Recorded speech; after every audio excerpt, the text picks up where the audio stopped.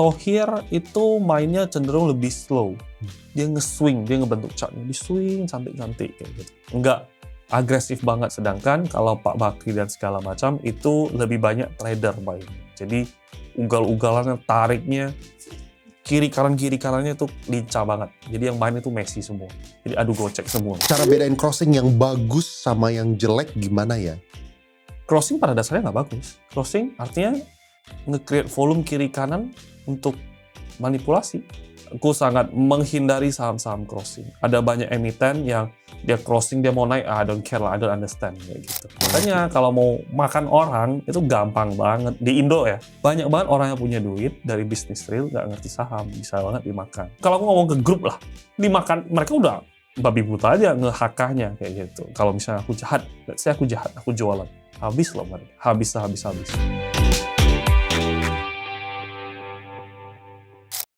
Kan oke, kita kan tadi ada 2 kan, MSCI pertama, terus habis itu perang Iran versus US gitu misalnya. Nah sekarang yang hari ini ya kan IHSG minus 2%, gak ada angin gak ada hujan, padahal indeks-indeks lain pada naik, Bitcoin naik, SPY naik, saham-saham ada negara-negara lain naik. Rupiah naik. Rupiah naik. ATH 17.300. Nah itu apakah itu bisa menimbulkan, itu tanggap lu ada apa ya, kayak cara lu ngeliat gimana kan ya, kalau misalnya berusaha dianalisa lah ya, kayak kenapa sih IHSG hari ini kan turun gitu kan, di saat orang pikir MSCI udah selesai, Iran war-nya orang lebih tambah optimis, tapi IHSG malah turun. Itu mungkin ada orang yang khawatir tentang kita punya ya asingnya lah ya, artinya asing ada outflow, mereka jual bond kita, mereka jual saham kita gitu, asing concern terhadap ekonomi Indonesia segala macam gitu. Kayak lu nanggapinnya kayak gimana? Apakah lu kayak BAU aja, business as usual aja, lu nggak peduliin tentang itu? Kapan lu seharusnya ada healthy worry tentang kayak gituan? Karena nggak punya banking, jadi no worry at all gitu. Kalau nggak punya banking sama sekali. Tapi kan affected juga, misalnya yang saham-saham yang lain kan terkoreksi juga. Enggak, BP ku nggak koreksi. Energiku naik 12%. Impact ku koreksi lah 2-3%. Tapi ya means nothing kayak gitu loh. To me kayak gitu. Ya, economic wise mungkin perlu dikhawatirkan. Cuman kan itu bukan expertise-ku. And I cannot control such thing kayak gitu. Why would I be worried sama sesuatu yang nggak bisa kontrol? Kalau misalnya ada apa-apa ya nggak benar ya cut aja, udah beres kayak gitu. Aku mikir selalu simpel. Ada apa-apa ya udahlah, cut aja lah kayak gitu. I will minus juga, aku tidur juga seperti babi kayak gitu kan, tidur banget kayak gitu, nggak akan kebangun karena apa-apa. Jadi ini kan baru pulang dari Jepang, emang besok, lusa dan seterusnya emang ketemu fun lah, baru belajar dari sana, mungkin baru nanya mereka, kenapa nih kayak gitu, mungkin dari sana untuk precaution-nya atau gimana melihatnya. Cuman kalau ditanya apakah harus worry atau segala macam, saya sih enggak begitu. Tapi dengan lu ketemu sekian banyak orang ya, lu diajakin ketemu sama fund, sama orang-orang yang pintar ya kan, ya smart money lah gitu. Kayak sebelum lu kenal mereka dan setelah lu kenal mereka, ada perubahan dari cara lu trading gak sih? Ada lah, mempengaruhi sedikit. Contoh? Kalau dulu benar-benar aku lihat transaksi doang. Kayak misal KI jual, atau misalnya energi lah, misal paling gampang energi lah, let's say lah ya gitu kan. Energi, oh ini jual, langsung gue jual. Oh nggak mau main lagi. Seperti gitu. Cuman kan kita ngerti ini kenapa dijual, apakah dia nggak mau harganya naik di luar atau gimana, dan seterusnya itu kan mempengaruhi banget.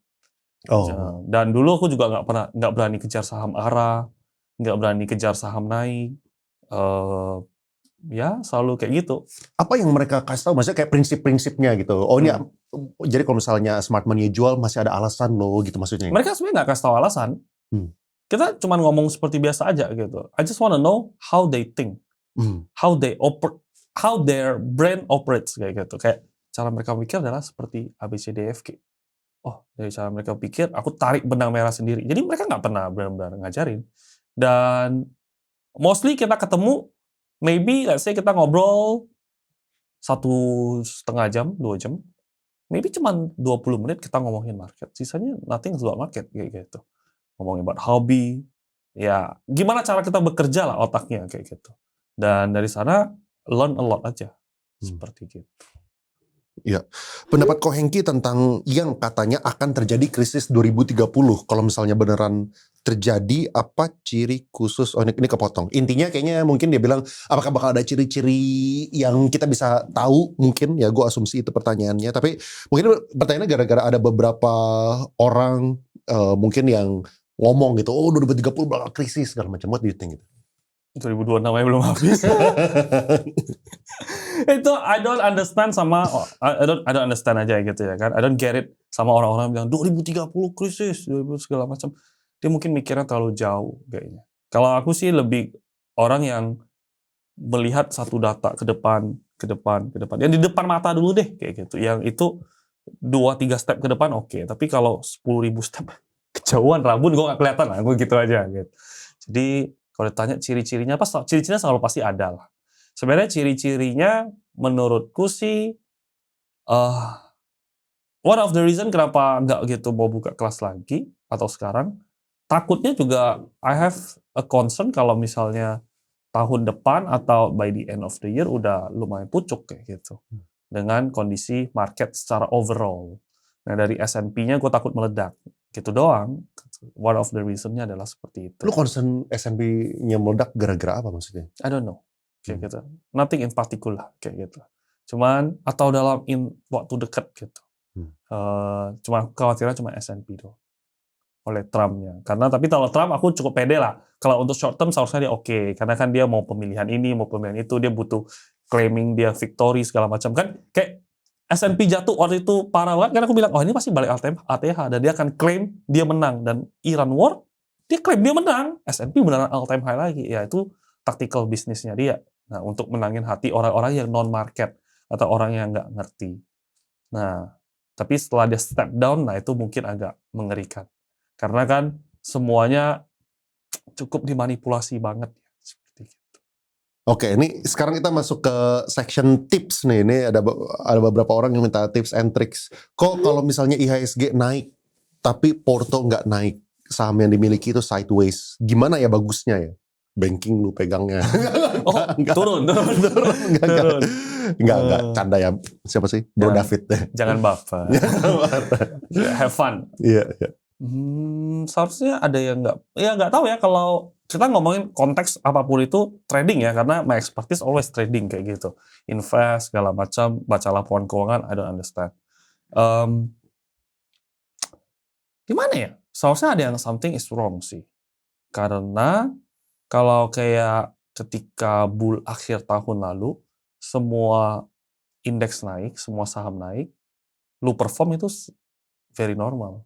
Tapi ketika crash ini yang kemarin, itu adalah showing the true color. Siapa nih yang perform? Siapa yang nggak perform? Kalau marketnya drop beneran kayak kemarin Februari, lu nggak perform, lu minus, itu sangat wajar karena semua orang minus. Oh, itu kan jadi alasan pembenaran. Yes, benar. Itu bisa jadi alasan.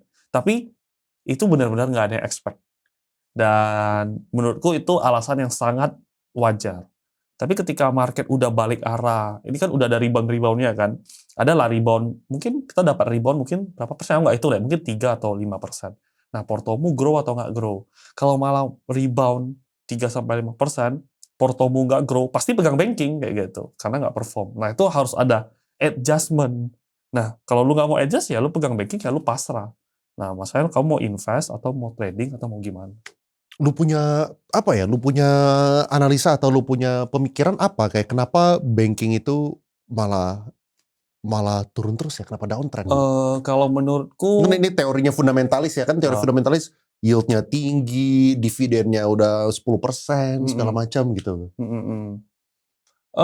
The way I see it adalah masalah rupiahnya. Karena asingnya kena dua sisi. Yaitu sisi apa? Sisi dia kena loss-nya, yaitu dari capital market. Kedua dia kena yield-nya. Yield dari maksudnya Forex-nya, iya, exchange-nya. exchange-nya kayak gitu. Dan dia mau nggak mau harus keluar duitnya. Karena kalau kalian memperhatikan, ini dari dulu aku trading sih menggunakan ini ya. Dulu kan nggak ada saham konglomerasi. Jadi indeks kita itu sangat amat terpengaruhi sama asing. Kalau asing sell itu market bisa drop-nya luar biasa semua. Dan rata-rata dulu tiap kali aku lakukan tiap pagi adalah aku cek IDR-nya. Kalau IDR-nya naik luar biasa, itu pasti di-dump sama asing. Nah, foreign outflow-nya pasti keluar. Nah mungkin ya aku nggak update ilmu tentang fundamental banget ya, jadi mungkin karena itu. Terus kemudian karena minyak kita kan disubsidi kan. Nah itu berat banget loh, dengan harga minyak sekarang lah, itu berat banget loh. I know sekarang kita agak susah, kita di tengah-tengah. Kita kan kalau kita nggak subsidi, kita kan banyak pengguna motor, banyak pengguna yang segala macam, yang menggunakan subsidi lah. Kalau kita nggak subsidi, mereka bisa teriak banget nih. Dan kalau mereka teriak, mereka pasti demo. Mereka demo, mereka butuh naik gaji. Mereka naik gaji, beras naik, semua domino efeknya gede. Jadi pemerintah itu sebenarnya di posisi yang agak nggak enak lah. Makanya dia naikin, Pertamax dulu deh, juga naikin. Nah, which is ya, Buat G63 dulu dinaikin. ya nggak apa-apa kayak gitu ya kan. Ya emang seharusnya naik kayak gitu. Karena kan orang yang bisa bisa isi Pertamax kan artinya ya udah berlebihan lah. Berlebihan bayar lebih ya, it's okay. Nah, oleh karena itu mungkin itu yang mereka lihat. Tapi apakah jawabannya gimana? I don't know. Karena aku belum ketemu Fan. Ini benar-benar baru balik trading, jaga siap nuklir, jagain gini seharian. Setelah itu selesai langsung ke sini kayak gitu. Gimana mandinya? Nggak mandi Mandi dong. muntah. Nggak mandi dong. Gue nggak mau mandi termahal. Gue nggak mau mandi. Kalau itu dia nggak mandi selama 2 minggu gitu. Nggak, kalau misalnya suspend bisa mandi dulu. 7 hari gue mandi. 7 hari mandi. Tabung mandinya untuk 2 minggu ke depan. Arahnya 2 minggu lagi. Parah. Thank you. Amin. Walaupun lot gue cuma 4 digit. Udahlah gitu. Kue. Gue udah setiap hari pasang loh. Tapi ya begitulah. Kurang prioritas. Hoki-hokian, benar hoki-hokian. Hoki-hokian, iya. Menyenangkan diri.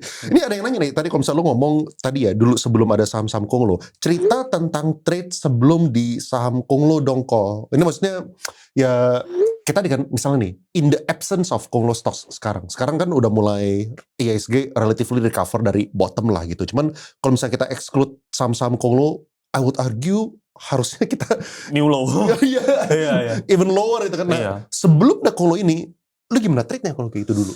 Kalau dulu pertama kali aku nge-trade adalah saham-saham nge-swing ya. Jadi saham-saham yang diakumulasi aku ikut beli. Dan itu aku nggak perform. Karena duitnya aku nggak ada, cuma berapa puluh juta, sedangkan expense pasti jalan. Nah, ini sahamnya nggak terbang-terbang. Jadi itu pertama kali awal-awal nge-trade. Nah, setelah itu main saham-saham yang quote-unquote narasi. Nah, ternyata dari dulu sengaja atau nggak sengaja udah main saham Konglo. Cuma aku nggak tahu doang. Yaitu sahamnya apa? Sahamnya dulu main film. Narasi apa saat itu? Narasinya ya nggak ada narasi. Narasinya waktu itu kan terkenal influencer Belvin.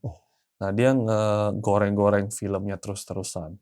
Nah, oleh karena itu aku ikut narasinya. Dan dari dulu aku main adalah scriptless, mengenai scriptless. Jadi sahamnya film sebelum Belvin ngomong itu aku udah invest.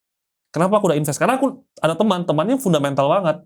Aku naik dia apa bagus? Dia bilang film bagus. Kenapa? Karena film pendapatannya gede, utangnya itu nggak ada. Jadi ibaratkan utangnya misalnya 1M, asetnya bisa 10T. Jadi ini perusahaan sangat aman, nggak akan kenapa-napa heng. Invest aja kayak gini. Dia juga invest, gue juga invest kayak gitu kan. Cuman ya karena kita nggak tahan kita jual kayak gitu. Nah, jadi tapi aku perhatikan terus-terusan. Tapi aku belajar analisa transaksi. Masalah scriptless ya, sahamnya nggak liquid banget.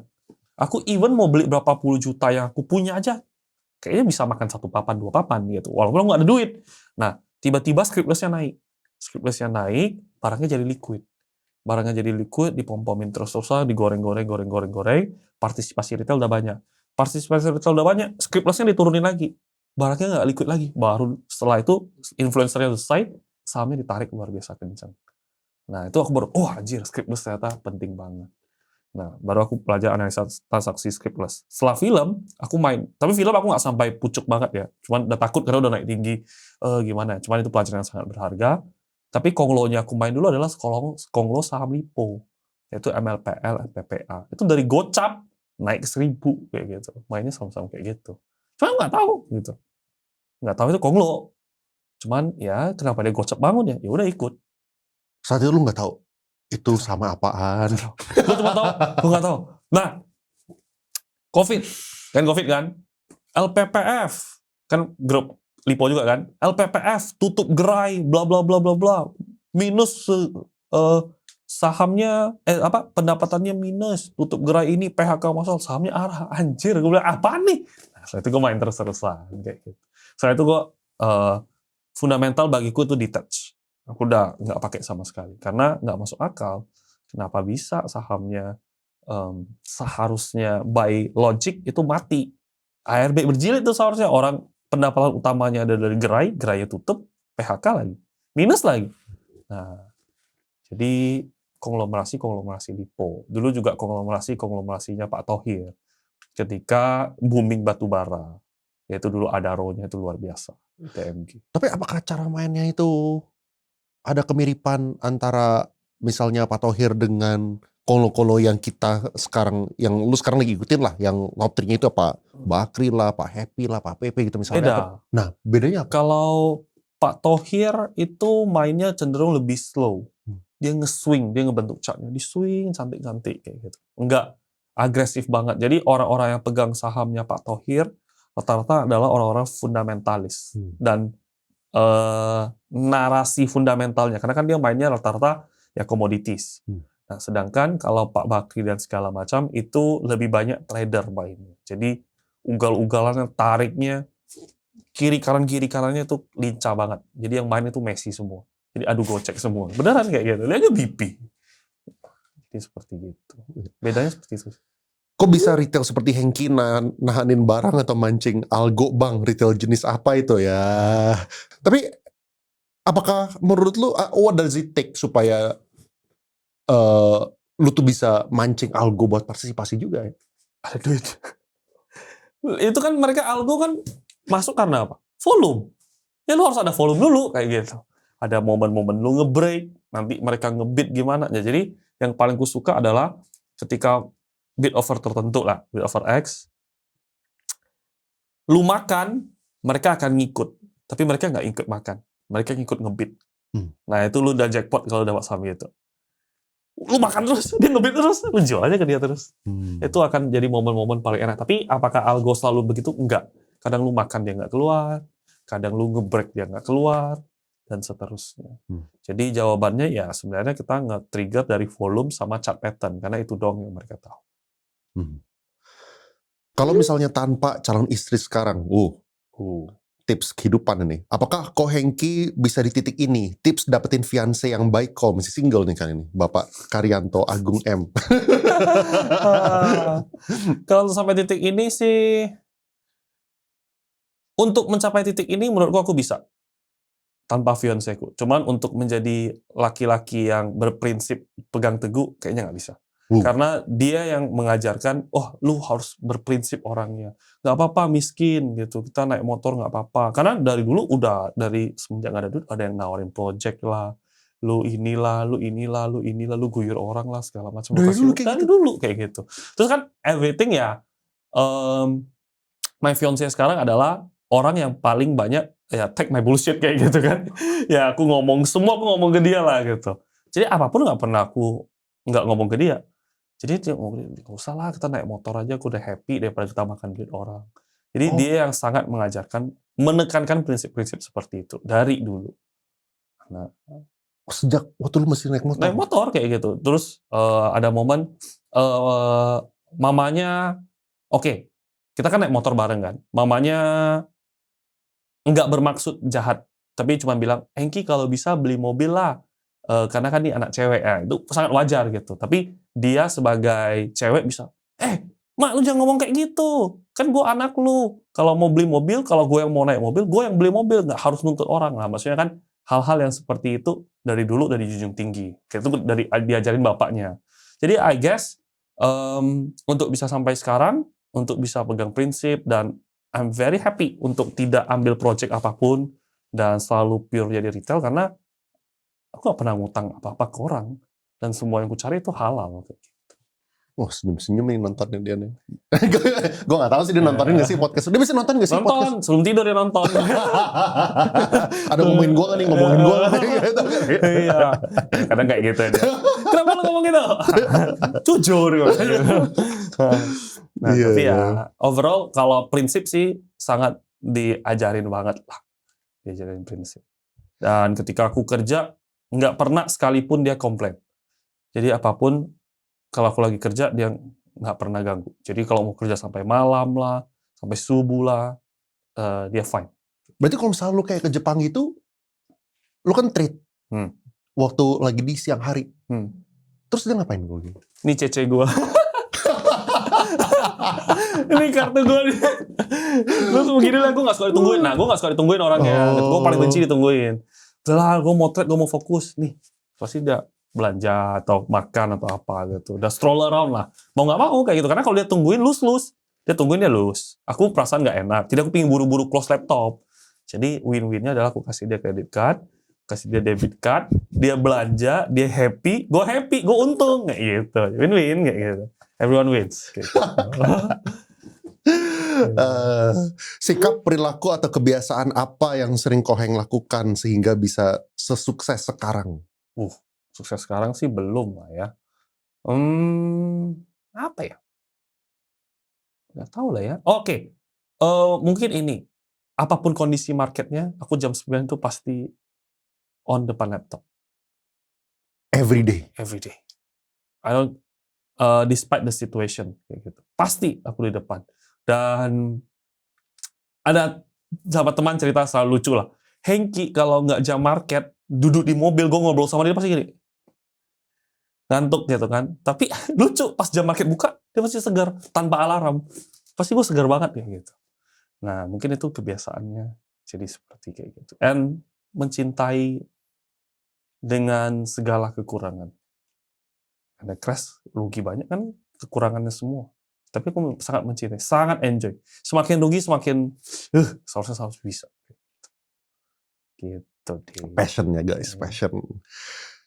Ini sekarang kita ya beberapa orang yang masih meminta tips dari segi market atau cara lu kerja. Cara bedain crossing yang bagus sama yang jelek gimana ya? Crossing yang bagus sama yang jelek. Crossing pada dasarnya nggak bagus. Crossing artinya nge-create volume kiri kanan untuk manipulasi. Kayak saham INDS yang waktu itu kita ngomongin. Itu kan dia nge-crossing kiri kanan. Kiri kanannya siapa? YP, XA, XL, YP, XA, XL.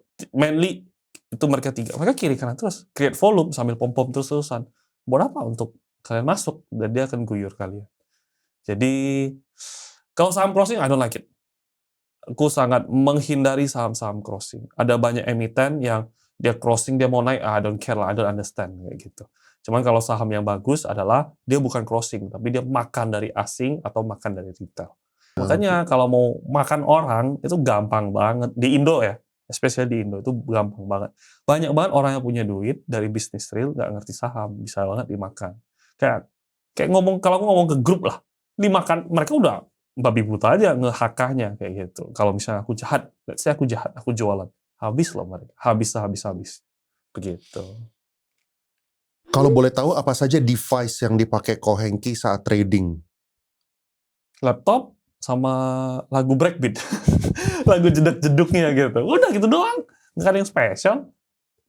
Mungkin pengen tahu juga monitor ada berapa. Apa kalau kayak 8 gitu. Enggak, monitor cuma 2. 1 untuk ngebalas Discord. Udah gitu doang. Cuma 2 doang.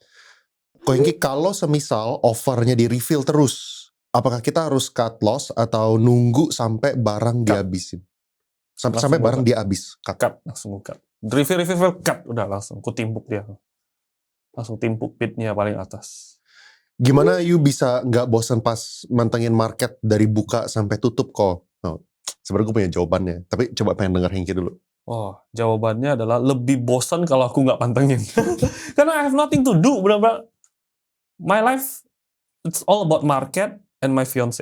Udah, cuma dua barang ini sama sekarang ya punya teman. 3 ini doang. Sisa golf, ya panas ya kadang ya. Gue suka mainnya pagi, tapi nggak suka gitu panas gitu. Udah, 4 ini doang. Jadi kalau misalnya I take, mungkin oke, my life itu sekarang 40% market, 40% fiance, 20% teman. Kalau aku take off 40%, mati dong gue ngapain kayak gitu kan. Jadi I don't have anything to do. And ya cuman mencintai market aja gitu aja jawabannya. apakah itu juga terbentuk gara-gara tadinya yang gue pikirin itu adalah lu juga udah menemukan apa ya? Apakah kalau misalnya orang ya udah cuan terus dan udah menemukan jati diri di sini dari situ, ya lu pasti suka dengan itu gitu. Itu kan anyway make you apa namanya? Itu jawaban lebih keren. Itu jawaban lebih keren. Ya, cuman ya kalau to be honest, aku benar-benar nggak ya dapat duitnya, tapi udah nggak ngaruh ke kehidupan. To me nggak ngaruh kehidupan. Ya, I just main game itu udah oke. Jadi my fiance main game sama teman. Udah Game apa main yang game. lu main sekarang? Bursa saham kayak gitu. Ini bursa saham game gitu ya kan. Gimana jadi nomor 1, gimana bisa outperform, gimana bisa ya bisa ini, bisa ngebaca orang. Nah, jadi ketika kalian bid over itu kayak kamu nonton Naruto lagi berantem sama Sasuke gitu. Ini lagi berantem nih. Seru banget kayak gitu loh. Kamu lihat bid over cara mereka strateginya lah. Kalau enggak ya kayak gitulah kurang lebih analoginya.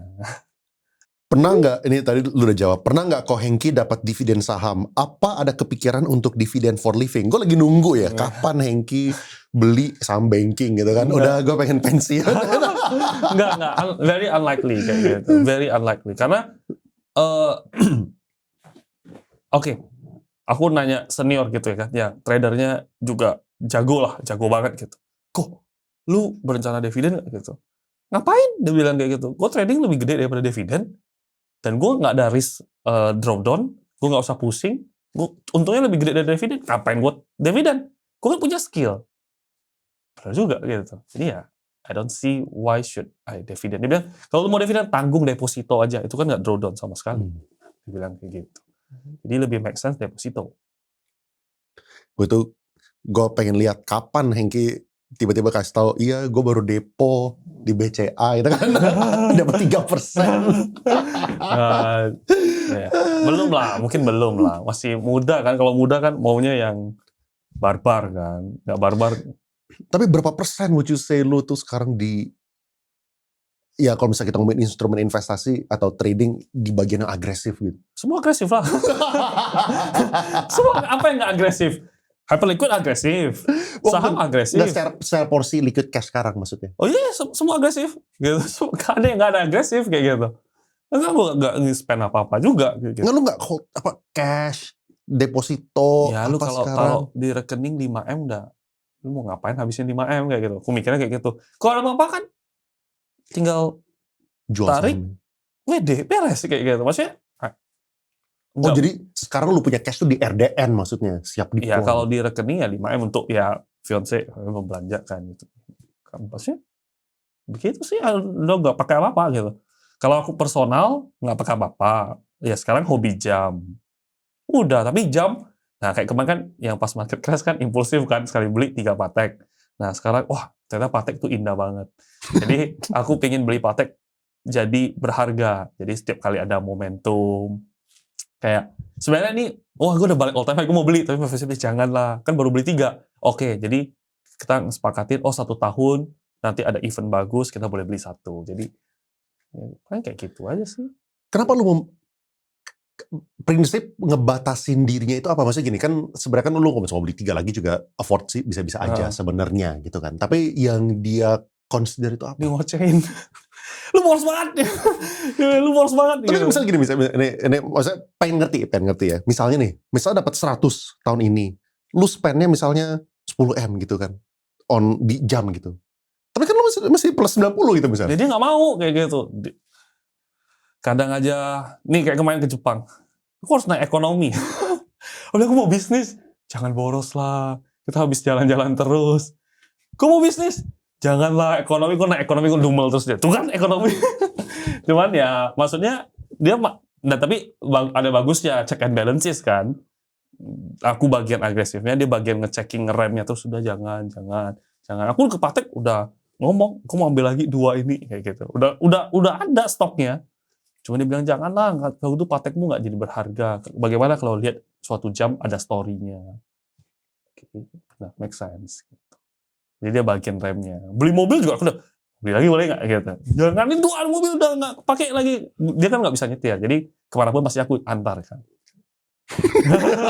Kan keren gue bilang gitu. Gue nggak ada butterfly door loh. Gue doornya semua ke samping. Gue bilang, boleh nggak? Nggak boleh dia bilang gitu. Ya udah ya, kalau dia nggak boleh. Karena aku percaya blessing dari pasangan. Kalau dia nggak ngebless, ya kecelakaan lah, atau kalau pakai jam dia rampok lah. Jadi aku sangat percaya hal-hal seperti gitu. Wishlist lu apa next namanya? Mobil. Kayaknya sekarang jadi jam deh. Karena kalau mau, sebenarnya pengen mobil. Cuman kayak kalau menurut G63 udah tinggi sih. Harganya kan lumayan. Dan ya tahu-tahu aja lah kayak gitu. Udah gitu aja. Mau apa lagi di atasnya ya? Ada sih. Iya Udah sih, cukup tapi lah, udah cukup lah kayak iya, gitu. iya. Udah kena marah, ngoceh mulu dia. Lu ini ya, maksudnya oke ini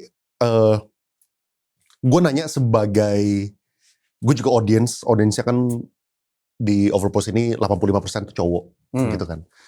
Dan gue tau lah kalau misalnya di sosmed cara kebanyakan orang berpikir tuh kayak gimana. Ada orang tuh mikir kayak gini.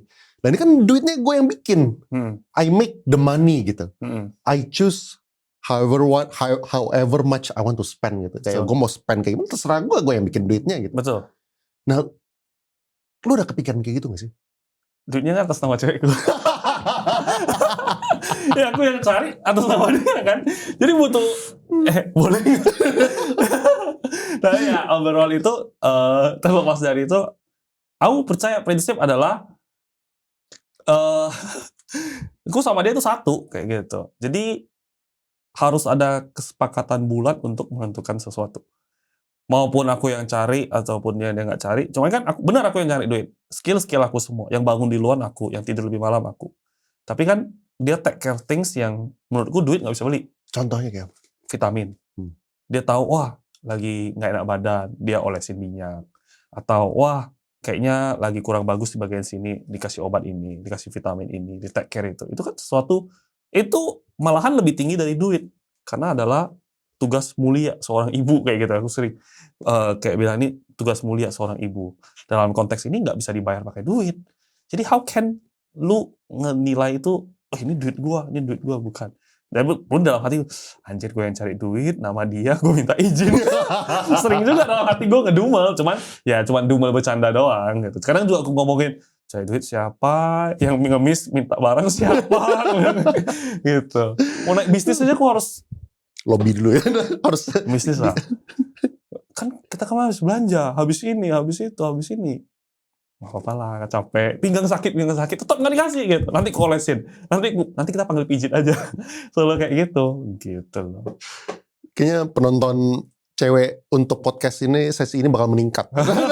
Nonton, sebenarnya kirim ke suaminya. Tuh, kata Hengki, semuanya sama gue aja. Oh bahaya. Tuh, kalau misalnya lu pengen kerja, it's okay. Iya. Oh dan satu lagi, kalau misalnya my fiance minta barang, pasti aku say yes. Boleh, pasti boleh gitu. Karena I just her judgment ya. Pasti kalau dia udah minta artinya dia mau. Gitu. Kalau nggak dia lirik doang, dia tes pasti gue beli. Pasti.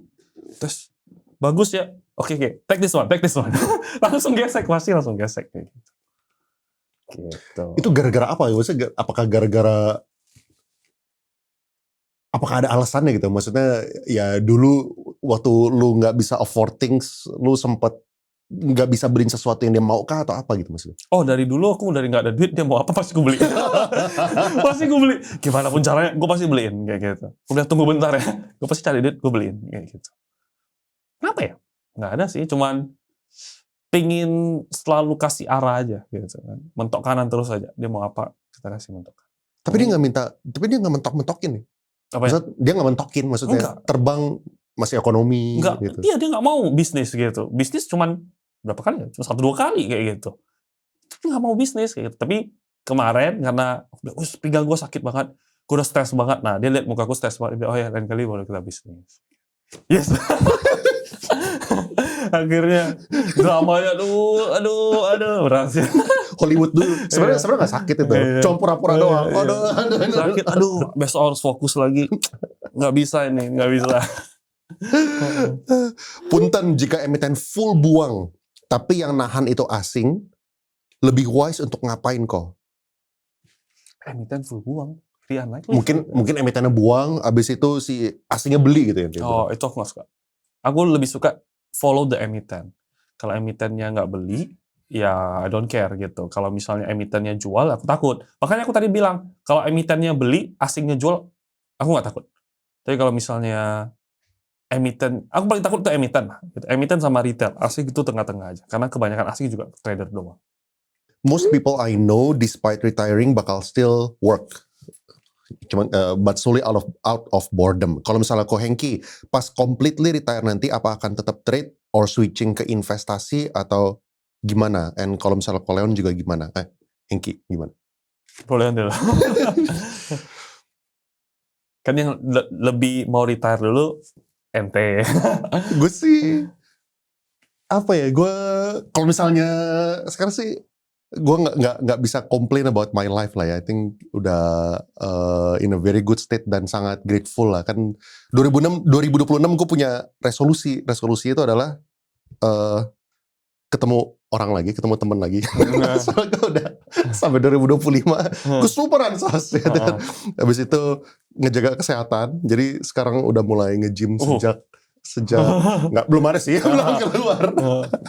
Pemanasan juga udah KO. Nanti setengah tahun lagi Bro Leon podcastnya pakai baju yang gini. Jadi gue ada pertanyaan.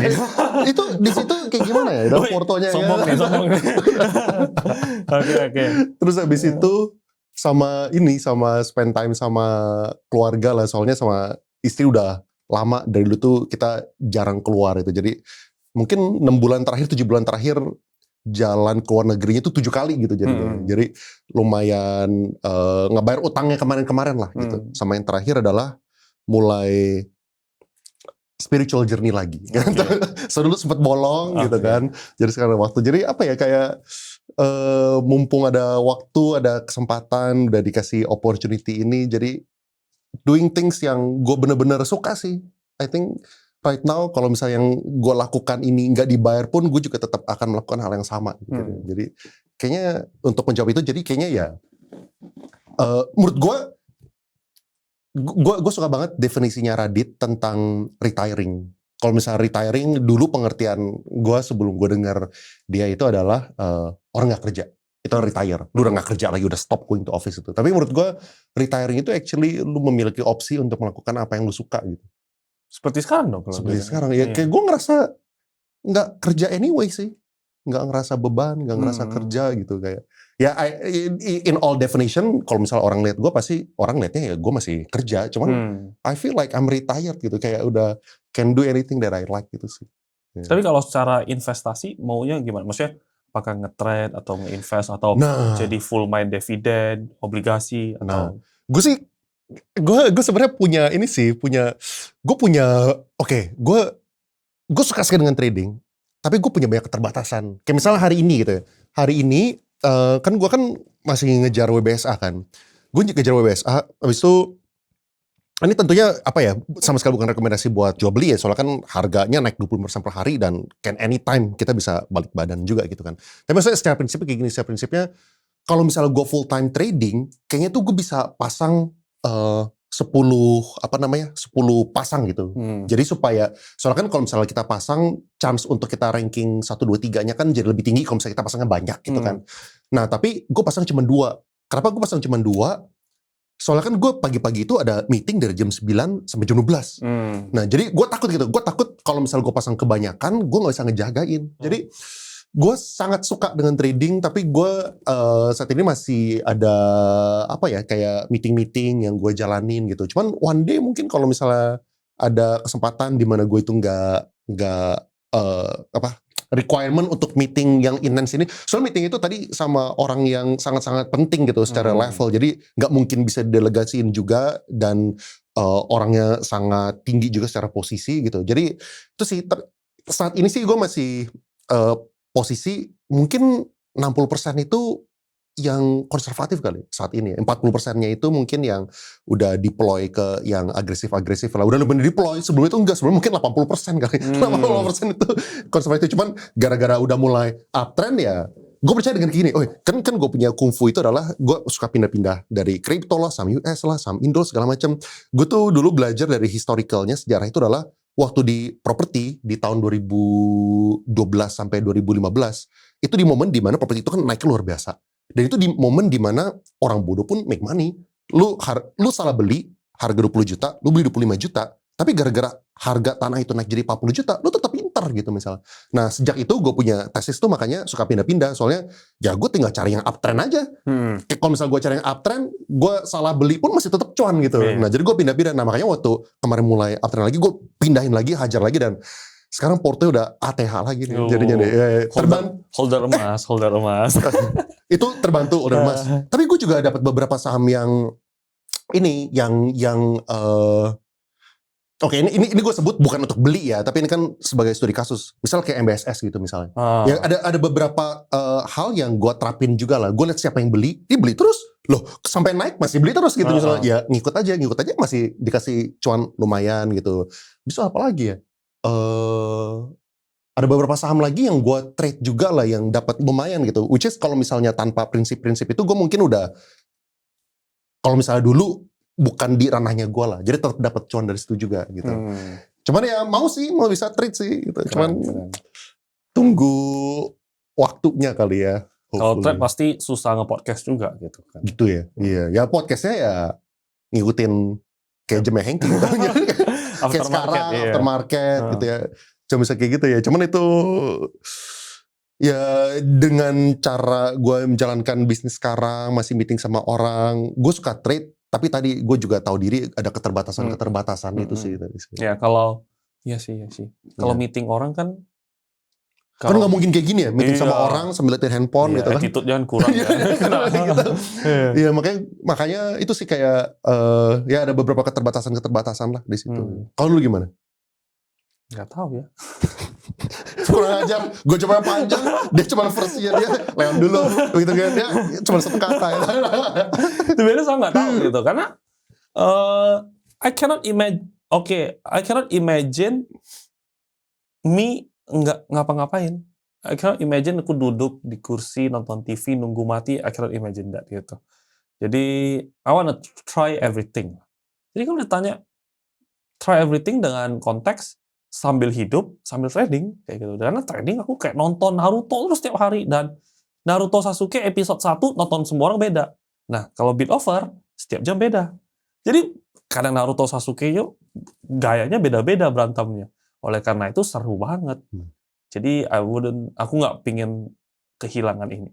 So, kalau retire gimana, mungkin pindah-pindah negara, atau pindah warga negara, atau gimana, tapi sambil laptopan. It's a blessing kayak gitu. Internet, magical money kayak gitu kan. Dimanapun kamu ada, tinggal buka laptop, internet, connect. You can do anything. Jadi, ya itu sih. Jadi aku nggak tahu gitu. Umur 50 lu ngapain ya? Enter gua 50. Kejar arah. Umur 50 kejar arah kayak gitu. WBSZ. Nah, WBSZ. Oh, amin. Nah. 1 tahun 1 pas gitu. Jadi ya sukanya seperti gitu. Sisanya nggak begitu apa-apa. Ya paling kan sama fiance, udah wife lah pasti kan. Iya. Semua lakukan apapun aku senang sama dia, kecuali satu. Apa? Roller coaster. Oh, lu suka roller coaster? Hah? Nggak suka? Lu nggak suka? I don't find the joy kayak gitu. Turun banyak tenggorokan gue sakit banget. Kemarin lu naik? Jepang. Nah, Jepang itu ada yang lebih serem. Universal Studio itu biasa aja. Ada namanya Fuji Q. Fuji Q itu ada King of Coaster. Itu dia G-force-nya kalau nggak salah 4 kilometer, kecepatannya 135 dan panjangnya itu 2 kilo. Itu paling panjang. Teriaknya nggak habis-habis dan dia muter. Jadi lu naik, orang roller coaster kan pegang kan, dia bisa muter. Jadi lu di atas, lu diputerin ke bawah. Terus diputar balik lagi. Dia happy banget. Aku tiap kali itu pasti sebelum ini udah gini. Jadi aku pegang sekuat tenaga. Sampai tanganku pegal. Teriaknya sekuat. Dia gini. Jadi setiap kali dia, ayo kita main yuk. Aduh, gue udah lemas. Tapi kan kalau nggak temanin kan, gimana gitu ya. Masa dia naik sendiri kan. Itulah bodohnya cinta. Love is stupid kayak gitu. Cuman ya aku temanin juga tiap kali. Dia turun lagi. Enggak, satu kali. Love udah offside, gue kasih 1 aja gitu. Semua orang gak ada yang berani naik. Cuman aku sama dia doang kayak gitu. Ya, teman yang trader lu tadi itu. Gak berani kayak gitu. gila lu berani naik, gila lu berani. Nggak berani gue gitu. Iya, ngapain kok naik ya gitu. Joy nggak dapat, resiko mati besar. Ngapain kayak gitu. Ya itulah cinta bodoh kan. Gitu. Oh, satu saham yang tadi itu ngebantu juga. Sini. Sini. Alhamdulillah ngebantuin naikin Porto gitu. Jangan beli. Scam. Ya, itu kan cuman cerita pengalaman pribadi. Tapi menurut gue tanpa gue ngerti trading itu nggak bakal balik ke ATH sih sekarang sih. Porto gue ya gitu. Kayaknya ya ada kontribusi itu sangat membantu lah gitu. Ya. Dibantu sama emas. Boleh beli nggak bang? Jangan scam. Sekarang ini ya, gue mungkin pengen mengakhiri dengan sebuah game yang seru-seruan aja. Ini anak-anak udah siapin 16 emiten. Jadi rules ada game kayak gini. Jadi Bro Hengki, kita bakal ada 16 emiten. Lalu kita lawan gitu loh. Jadi A versus B. Habis itu C versus D gitu kan. Nanti pemenangnya kita nanti masukin ke semifinal, quarter final, habis itu semifinal, habis itu final. Tapi ini adalah pilihan Hengki sahamnya, tapi bukan berdasarkan apa yang paling murah, apa yang paling cuan, bukan kayak gitu. Tapi lu boleh ngomongnya lu suka gara-gara lu pegang, lu suka gara-gara emang murah. Tapi lu boleh bilang juga lu suka gara-gara sentimental value yang kemarin udah pernah kasih lu cuan segala macam, atau kemarin pernah kasih lu crash dan pelajaran terbesar, whatever lah gitu. Jadi cuman pengen tahu lu kalau misalnya ngeliat emiten ini apa yang lu lihat dan apa yang lu suka. Ya jadi kita berdasarkan itu ya. Jadi sekali lagi ini bukan berdasarkan yang menurut Hengki itu yang paling cuan seminggu lagi, 3 minggu lagi gitu ya. Oke, sip. Ini kita mulai dulu dari ronde pertama. Yaitu adalah IMPC PANI. Apa yang lu lihat di dua saham ini dan mana yang lu suka? Perlu jelasin alasannya? Boleh. Oke. Mungkin kalau antara dua ini, soalnya kan nanti kan ya penjelasan antara dua saham ini gitu aja. PANI. Funny thing PANI. Karena PANI, I learned a lot about RF-nya dan how the media operates. Kayak gitu. Ketika right issue-nya mau di harga 25.000, waktu harga 19.000. Tapi RF-nya jualan. Terus kemudian bad news lagi, segala macam RF-nya beli. Jadi itu dapatnya lumayan banyak kayak gitu. Main di sana enak banget. Dan ketika saat itu lu trading juga? Trading juga kayak gitu. Dan di momen-momen 1000, aku udah ngincar PANI banget. Di momen-momen 1000. Sampai dia rally ke 5.000. Cuman belum ada ilmu tentang fundamental. Belum ada kuat nge-hold. Jadi nge-tektokin barang banget. Padahal aku lihat itu bagus. Aku lihat tim tiap hari itu bagus. Cuman aku tektokin. Jadi itu memberikan pelajaran penting kalau misalnya narasinya masih kuat, ngapain lu tektokin. Nah, jadi ya learn many things lah. Historicalnya kuat. Gitu. Ya, pelajarannya banyak dari situ. BMRI Goto. Kok bukan Mandiri? Jawabannya karena atau gitu. Kenapa bukan Mandiri? Karena pilihannya Mandiri kayak gitu. Kenapa Goto? Karena ada lawannya Mandiri. Itu doang gitu. Jadi pilihnya Goto. Gitu. BMRI sama apapun itu. Kalau aku gitu, personal. Karena nggak pernah beli BMRI, no historical, nggak ngerti apa-apa, segala macam. Gitu. BBC Teguk? Tentu Teguk. Tentu Teguk. Kan luka perang. Nah, karena Teguk, benar-benar aku sangat berani. Kayak gitu. Bayangin, dari berapa tahun, kumpulin dari berapa puluh juta, menjadi hampir 10M, habis dalam 2 hari, terus nggak sampai 1 tahun, bisa balik all time high, bisa lipat lagi. Itu nggak masuk akal, gilanya. Marginnya, dan itu bukan hanya margin, udah pinjam duit fiance, banyak ceritanya, dan yang aku cerita anak direksinya itu, kan kita jadi tahu true color-nya. Nah, sekarang dia temenan sama temanku. Kita ketemuan. Yang anaknya, si bapaknya. Iya, aku dari awal nggak pernah ngerasa anaknya bermasalah. Kayak betul. Gitu kan. Karena kan aku bilang, anaknya menurutku baik, polos. Cuman karena ya bapaknya mengarahkan begitu, mau nggak mau. Iya. Ya dia merasa bersalah kayak gitu. I don't know, the way I see it gitu. But to me, once we are done, we are done. Jadi ya lihat cara membaca manusia kayak gitu. Jadi many things lah I learn about Teguh. Terus waktu lu denger, sekarang update-nya apa? Sekarang apa dia udah masih di market atau udah enggak? To be honest I don't care kayak gitu. Jadi my tahap adalah ketemu dia, oh ya udah. Nggak ketemu dia, oh ya udah. Gue nggak pingin tahu. Gitu. Sama sekali nggak pingin tahu. Jadi once menurutku udah selesai sama orangnya, kalaupun orangnya jatuh ke laut, aku bisa tolong, I don't care kayak gitu. I wouldn't mengotorkan tanganku gitu. Karena once we are done, ya aku udah nganggap kamu udah mati kayak gitu. Jadi ya many things I learn about Teguh kayak gitu. DSSA RMKO. Wih, iseng enggak denger iseng. Oh good. RMKO lah. Kalau dia sasa RMKO, aku pilih RMKO. Ini jebakan nih kan. Gue gak tahu ini anak-anak yang pilihin. Gue juga gak tahu kenapa jebakan. RMKO lah. Kenapa? Karena kalau DSSA no historical. Karena aku gak pernah main sama sekali, gak pernah tradingin, gak pernah menang sama dia sama sekali. Tapi kalau RMKO, lu pernah nge-trade? RMKO pernah rugi. Terus ya sempat yang waktu itu heboh hoax gitu ya kan. Jadi ya jadi berkesan lah. Dan kalau kan hoaxnya kan rame banget kan itu kan. Sampai keluargaku itu paling gak enak sama keluarga. Gue dipanggil Min kan. Min lu kenapa? Gini-gini segala macam. Terus kan ketemu sama ownernya.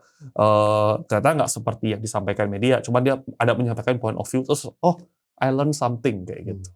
Oke. Coco BRMS. BRMS. Kenapa? Untungnya gede banget. Gitu. BRMS aku untung sangat gede. Mainnya dari ketika dia gocap bangkit, aku udah main. Kayak gitu. Gocap dia bangkit, aku main. Bumi gocap bangkit udah main. Trading terus-terusan. BRMS. Recently masih main? Masih dong, kayak gitu kan. Masih banget kayak gitu. BRMS. VKTR sini. Oh, sini. Sini. Ya. Supa WBSA. Currently WBSA. Energi Bumi. Gara-gara kan energi juga cuan banyak. Wah, Bumi jauh lebih banyak. Bumi kan aku enter sebelum rame banget itu 120-an. Exitnya di pucuk. 400-an. Guyur ke siapapun itu kayak gitu kan. Udah nggak main. Rally ku dapat jackpot, crash aku nggak dapet. Jadi malah kalau dipilih semua yang paling gede secara nominal Bumi kayak gitu. Gitu. Bumi itu adalah emiten cuan gua dari Remora yang pertama. Maksudnya yang sizable, yang sizable ya. Yang sebelum gue langsung kayak, jadi gini kan kan kalau misalnya kan banyak yang sharing di sini kan, tapi banyak yang sharing, banyak yang ngajen kufu-kufunya mereka. Kan ada 2 tahap. Pertama, ini kalau misalnya gue ngikutin, bener gak nih? Jangan-jangan bisa aja dia salah gitu kan. Level itu pertama. Terus kedua, bisa juga dari segi gue bisa apply-in gak nih? Gue belum tentu bisa apply gitu. Soalnya walaupun ini bagus, tapi dengan keterbatasan gue bisa apply-in gak nih? Nah itu pembuktian pertama. Gue masih bisa dapat cuan loh di sini gitu. Walaupun cuan gue ada dengan keterbatasan apapun yang tadi gue udah bilang, tapi masih bisa loh gitu. Nah itu the first one yang ngasih gue conviction di sini. Kalau itu milih Bumi nggak? Oke. Pani Goto. Pani, for sure. Gitu. Learn many things about Pani. Pani Goto masih Pani. Karena learn many things, and kalau misalnya Pani aku misalnya nggak TikTok, aku juga belajar kehilangan banyak ilmu. Kenapa? Ya nggak ngerti skill TikTok kayak gitu kan, skill trading. Kan ketika udah masa panik 1.000 ke 5.000, ya duitnya udah lumayan ada. Nah di sana momen main tradingnya udah lumayan berani, tapi nggak berani nge-hold. Tapi kalau misalnya aku buy and hold, mungkin skill tradingku nggak terasah. Nah jadi kenapa? Emang apa yang ngasah waktu di panik tradingnya? Bukannya kayak lu udah misalnya tadi lipo segala macam, lu juga udah trading dengan menggunakan cara yang sama gitu. Size-nya beda lah. Gitu kan. Ini size pertama kali yang lu hajar. Iya. Dan aku lihat dari bawah bagus gitu. Dan temanku ya aku bilang dia kasih tahu saham link, kasih tahu saham film sebelum rame segala macam. Dia juga udah bilang, "Hey, kakak gue tuh tinggal lipik, bikin gede banget, nggak mungkin harga 1.000 segala macam." Nah, terus tahu gitu. Dia lebih parah, dia nggak berani TikTok, dia nggak beli. Karena dia nunggu dikit lagi, nggak turun-turun kan, dia nggak beli sama sekali, dia nggak dapat sama sekali. Jadi Pani I learn a lot kayak gitu. Oh dia yang kasih tahu tapi dia nggak beli? Iya, dia bilang aduh goblok banget, kalau nggak gue udah kaya banget nih kayak gitu. Karena dia tipikal suka satu saham dia all in, dia tembak semua. Gitu. Tapi nggak ngejar juga walaupun Enggak, naik. karena dia nggak ada skill trading sama sekali. Dia ngerti fundamental. Dia bilang, kakak gue tinggal di pick. Gue sering banget ke pick. Kakak gue lagi cari rumah. Itu pick jauh banget segala macam. Nah, jadi dia udah tahu. Dia udah hitung-hitung. Dia bilang nggak mungkin nih harga 1.000. Kalau gitu temennya bukan Changcimen. Bener. Soalnya yang ini suka all in, suka panik, tapi yang itu serat. Iya, bener. Dia nggak selucu Changcimen. Teguk RMKO. Teguk lah for sure. Wih, Teguk. Jadi ini battle scar-nya sangat-sangat memberikan kesan. BRMS ini. Sini dong. Wih. Gak ada lawan itu. Gak ada lawan. Masa depan. Supaya kan gue lihat gue lihat reelsnya supaya bisa beli rumah jadi tetangganya Pak Pepe kan. Amin. WBSA Bumi. Berat. 1 untung gede. 1 untung future, 1 untung pasti. Bener. Tapi kalau nominal wise Bumi jauh. WBSA. Wih. Karena emitennya nggak buang. Ini something very unique. Very unique. Tiap hari 3 lot, 1 lot, 3 lot, 1 lot. Very unique. Iya, kalau misalnya 1 yang buang belum jadi market Iya, fear. kita gitu. harus MG buang, XC buang, OD buang. Baru Rontok. assume. Let's say assume. MG sekarang berapa sih? 130.000 mungkin sekitar segitu. Tambah hari ini nggak tahu, seharusnya kurang lebih. Oke lah, let's assume 130.000 gitu ya misalnya. Dia telan semuanya, misalnya gitu ya, dia telan jadi 250.000 lah, let's say gitu ya. Terus dia mau exit kemana nantinya gitu? Maksudnya kan bid kan sekarang sisa 600.000, 700.000 misalnya. Habis itu gara-gara kita harga itu naik 25% per hari, otomatis lotnya kan juga berkurang soalnya untuk duit yang sama ya kan. Jadi ininya jumlah lot yang dihajar berkurang. Kalau kayak gitu mereka punya kepentingan buat hajar apa gitu. Ini maksudnya gue pengen ngertiin dari sisinya trader ya. Soalnya kan dia kan kenal sama orang-orang MG dan ya dia punya circle lah gitu. Orang MG tuh mikirnya kayak gimana gitu kalau misalnya mereka sampai resap, untuk apa tujuannya? Oh tenang, mereka very skillful untuk itu.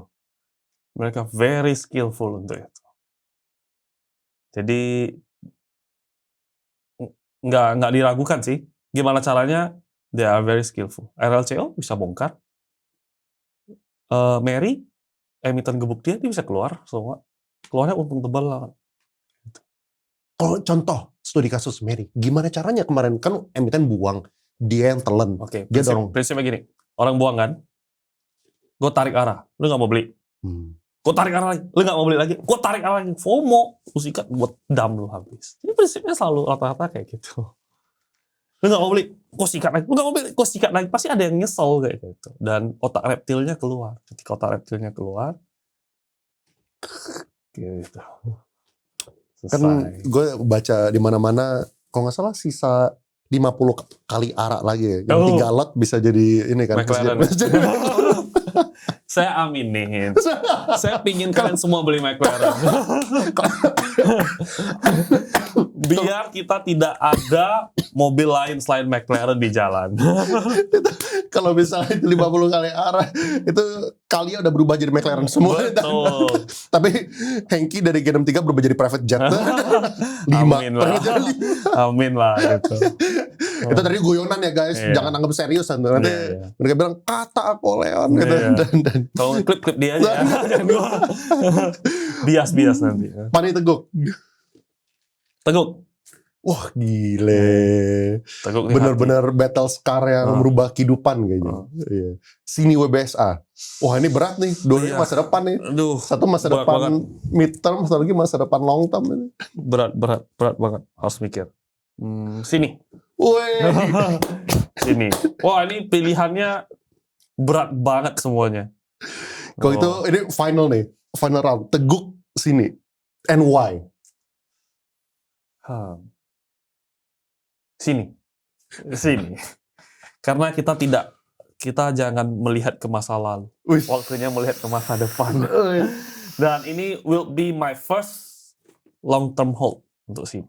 Turun gue sikat, kayak gitu. Untung gue lempar. Apakah lu ada ini, misalnya ya, kan sebagai trader, lu kan pasti ngelihat dong, misalnya kayak kemarin ngeliat juga kan waktu di 18.200, dia tuh satu tik di bawah arah gitu, berkali-kali di situ. Sebagai trader lu bisa aja buang, oh ini nggak kuat nih, gue buang dulu deh gitu. Kenapa lu nggak ada urge itu? mau hold. Kalaupun ku buang pasti ku spread. Pasti ku beli balik lagi. Rata-rata yang aku lakukan seperti itu. Itu satu. Kedua, aku buang pun itu cuma hanya palingan 1.000 lot. Iseng banget. For the first time of my life, I commit mau nge-hold. Kayak gitu. Jadi, the way I see it mungkin mirip the next Pani. Atau the next Petro, the next Cuan. So, untuk harga sekarang bagiku masih, it's just the beginning. Jadi, pingin nge-hold sih. Aku udah tahu 18.200, wah, ini volumenya gede banget nih. Seharusnya nggak ada yang jual gitu gede. Beneran, rontok kan kayak gitu. Rontok, ARB aku makan. Besoknya kan langsung ARB kan, ARB aku makan. Loncat kenceng, aku spreadin gitu. Paling dikit doang, banyak aku makan. Let's say aku makan, misalnya makan 10M. Jual 1M. Makan 10M, besok lagi, makan lagi. Kayak gitu. Jadi, kupingin sih, pegang sini yang banyak. Tapi lu ngeliat gak sih, kayak siapa yang jualan itu? Maksudnya, kan kemarin AZ kalau nggak salah yang jualan. Betul. Nah, itu yang lu lihat, apakah karakteristiknya itu adalah... Bukan emiten. Bukan emiten, AZ. Lu, kayak kenapa lu bisa confident itu tuh bukan yang kayak, misalnya LG-nya switching barang ke situ, bisa jual gitu? Karena AZ-nya beli ada rekodnya kok. Gitu. Dia emang beli di market. Gitu. Dan terlepas daripada itu, aku nggak pingin lihat jangka pendek. Aku pingin lihat jangka agak panjang. Jadi kalau misal, let's say, who knows ya, misalnya sini turun ke 10.000, aku beli lagi. Turun ke 5.000, aku beli lagi, kayak gitu. I don't know, kayak gitu. Who knows, kayak gitu. Tapi my point adalah, kalau misalnya bisa sampai satu titik, aku masukin duit yang di saham lumayan gede ke sana aja, gitu. Santai. Waktu kemarin tapi harus mikir, issue-nya lu butuh duit juga. Ini yang gue mikirin, issue butuh duit. Karena harus lu tebus, kalau nggak lu dilusinya luar biasa. Betul. Dan pasti kan harga right issue-nya ya secara teori harusnya di bawah harga sekarang kan. Betul. Kalau di bawah sekarang, kalau misalnya lu nggak tebus ya nggak make sense. Betul. Mendingan lu jual sahamnya sedikit tapi lu beli, tebusin gitu. Iya, jadi gue jualnya tuh cenderung lebih ke kayak gitu. Kalau nggak, kadang kan gue nge-bid atau nge-fake overin. Biar sahamnya nggak naik, gue nggak mau sahamnya naik. Gue fake overin, gue pasang jual sampai ARB, terus gara-gara akuisisi gue cabut, kayak gitu. Untuk apa? Karena nggak mau sahamnya naik, kayak gitu. Ada momen-momen aku lupa cabut. Ada aku cabut, telat cabut, tapi cuma telat cabut paling 500 lot, 1.000 lot. Tapi aku cabut rata-rata. Kenapa lu nggak mau harganya naik? Mau barang. Give me aja gitu. Orang nggak mau jual, penampung, standby bayar. Kayak gitu. Whether, nggak tahu benar atau enggak ya. Nggak tahu. Who knows? Waktu kemarin kan pernah dari bawah naik ke atas, habis itu ke bawah lagi sampai nyentuh kalau nggak salah berapa? 8.000 paling. Enggak. 9.000 gede lah. Sudah gede itu. Lu udah ketakutan gak sih? Enggak. Cuma gue lagi nunggu kapan gue mau belinya, gitu dong. Gitu. Karena sini I have no worries. Aku malah mikirnya aku putarin yang lain. Karena aku bisa mutar duit ya. Dalam konteks kita taruh kemarin 5M 9 bulan ya. Jadi 39. Nah itu kan bisa mutar duit. Ya kalau duit profitnya semua aku tembakin ke sana, should be very fine juga. Gitu. Aku muter lagi aja, ngulang aja lagi. Tapi momentum kalau udah lewat sininya, selesai nanti. Seperti itu. Tapi kapan lu bakal, tentu kalau misalnya ini tadi, sekali lagi ya, ini gue garis bawahi disclaimer ya kan, bukan ajakan buat beli ya kan, lu punya semua saham itu ada resikonya ya kan, do your own research gitu ya. Di sini kita pengen belajar thought prosesnya yang kayak gitu. Nah, kapan kira-kira lu bakal balik badan? Misalnya nih lu lihat sesuatu yang kayak gini, oh sini ternyata salah, nggak punya masa depan ini. Kalau apa yang terjadi? Kalau Pak PP nggak jadi masuk, mungkin itu. Atau nggak, tapi gimana cara nggak jadi masuk, kan udah masuk kan? Nggak jadi majority. Ini sekarang masuk, tapi kan bukan pengendali dia. Dia kalau pengendali, oke. Dan ini kan collab kayak gitu, collab Pak PP sama Pak Happy. PPHH. Keren kan? PPHAHA. HA nyempil aja. Dikit aja, Mbak, nggak apa-apa. Iya. Iya, ini seperti gitu sih. Ini kayak apa namanya, keinginan lu untuk punya satu saham yang lu pegang itu gara-gara apa? Maksudnya lu ngelihat gara-gara historis, misal lu lihat perjalanannya Pani gitu misal. Lu lihat perjalanan Pani dari bawah sampai atas, mungkin lu lihat oh ini bisa lebih cuan nih. Apakah gara-gara lu lihat dari kayak gitu atau gara-gara apa? Gara-gara melihat masa depannya ya. Karena curious aja, ini perusahaan yang udah mau mati. Ngapain Pak PP beli? Nggak masuk akal. Dan batu baranya baru beroperasi. Baru banget beroperasi. Jadi ini benar-benar baru banget. Ini anak bayi baru lahir. Anak bayi baru lahir. Kayak ajaib lah. Sekuritas ajaib baru lahir. Tapi ada satu owner yang mau turun tangan. Dan ownernya bukan sembarang orang nomor 1 gitu di Indo. Yang paling kaya. Dan sahamnya kita lihat semua luar biasa. Dan ini bisnis batu bara. Who knows? Dia cuan ada batu bara sama emas, dia mau keluarin, masuk ke batu bara semua di sini. Jadi emas itu di cuan, batu bara di sini, petro khusus konstruksinya, BRPT holdingnya, brand untuk geothermalnya, kayak gitu kan. Jadi the way I see it adalah seperti kayak gitu. Tapi ada visi misi besar lah dari Pak PP-nya. Atau dia mau jadi, ya aku nggak tahu juga lah ya. Cuman kurang lebih seperti kayak gitu. Tapi dia baru mau mulai dan dia mau beresin bayar utang. Minimal dia kalau isunya berjalan dengan lancar, utangnya beres. Equity-nya udah positif. Udah nggak FCA. Udah nggak FCA, aku mau jual kapanpun bisa. Itu udah pasti untung. Kayak gitu. Menurutku. Tinggal aku mau seberapa nahan lihat floating profit, floating loss-nya. Nah, karena aku suka ngajaknya di bawah. Aku ada tesis. Kalau gagal, ya we learn a lot of things gitu. Grup juga kita rata-rata masuk. Iya. Ya ini kan ya lu kan gue ingat bukan dulu spill-nya itu secara tidak sengaja ya. Iya. Aduh. Iya. Ya itu bulan apa itu ya? Desember atau Januari gue lupa lah. Pokoknya ya ada ngomong kayak gitu ya. Dikasih kesempatan buat enjoy profitnya juga di sini. Iya. Jadi aku merasa ya maksudnya oddsku untuk kalah itu kecil. Apa oddsku untuk kalah? Kayak gitu. Pak PP udah beli pakai duit sendiri, harga 5.000. Waktu itu tesis juga aku bilang, ini equity-nya negatif. Harus right issue biar positif. Right issue juga gitu kan. Dan udah terbukti right issue. Tinggal apakah right issue-nya lancar atau enggak, seharusnya lancar. Gue baca di forum ada yang bilang kayak gini. Ini tapi untuk mengakuisisi perusahaan yang under Petro, tapi perusahaan itu merugi gitu.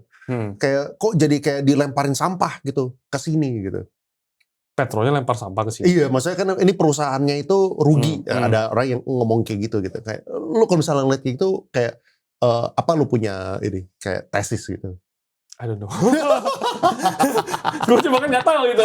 Gue tahu dari Pak Petro dilempar kayak gitu. Cuma kan intinya mereka restructure lah gitu. Kan financial engineering mereka berjalan. Itu poinnya. Pasti ada maksud dan tujuannya. Cuma I don't get it. Aku nggak pelajarin sampai ke sananya gitu.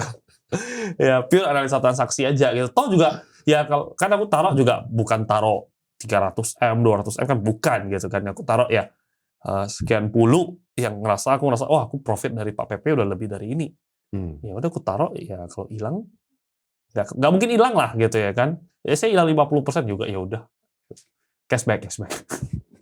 Cashback kayak gitu. Thank you so much, bro. Thank you.